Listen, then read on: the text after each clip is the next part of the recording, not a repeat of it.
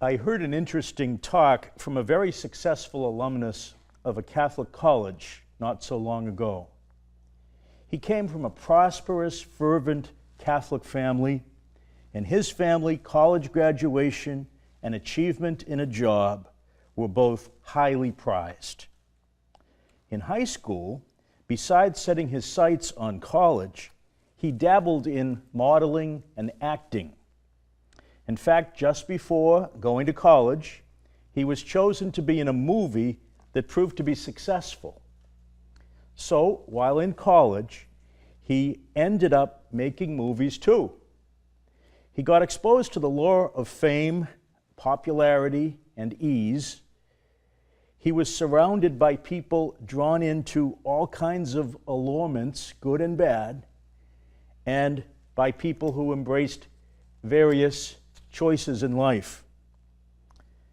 This forced him to think about his own values, what he would want for his life, what was the pearl of great price that he would pursue, to use the phrase from today's gospel.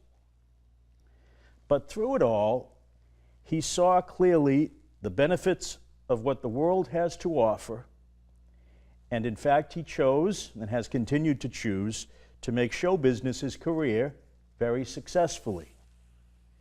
But he also came to an important realization: riches and fame could not be uppermost in his life. For him, faith and family had to have the prime place.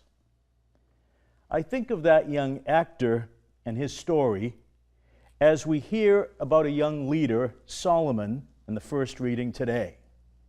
Solomon asks God for an understanding heart, and we hear God pledge to Solomon the gift of wisdom.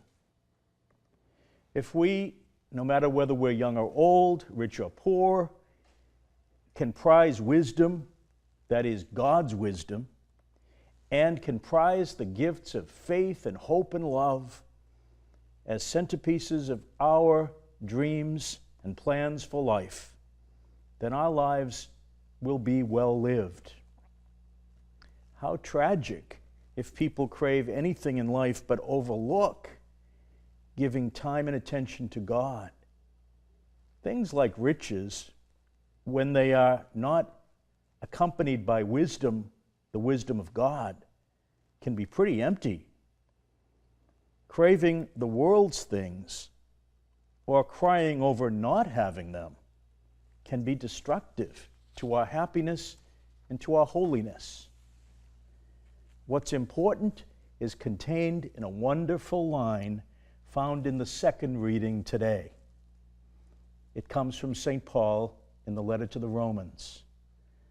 All things work out for good for those who love God. This piece of advice from St. Paul doesn't mean we always get riches and comfort, great health, or freedom from worry. Paul's insight that all things work out for good for those who love God does mean that faith, hope, and love, wisdom, humility, and patience are God's ways of approaching life. And our following Christ, by seeking those good things, will make our lives truly richer than they would be, whether we're wealthy or poor, healthy or ill, young or old.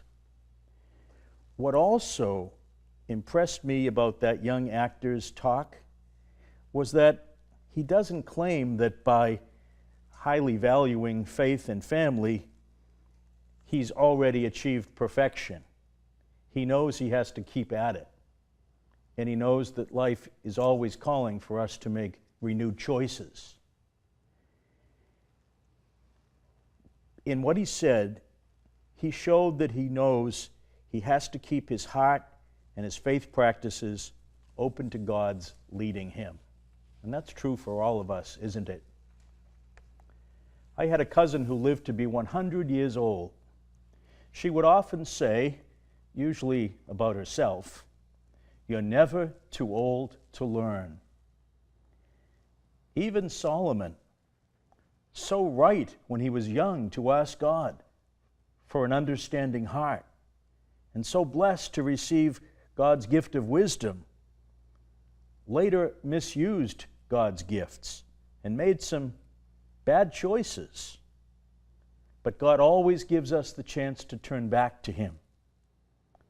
So for us, let's ask God to keep us wise, open-hearted, understanding, and constant in our love for God. And so let's trust St. Paul's words, all things work out for good for those who love God.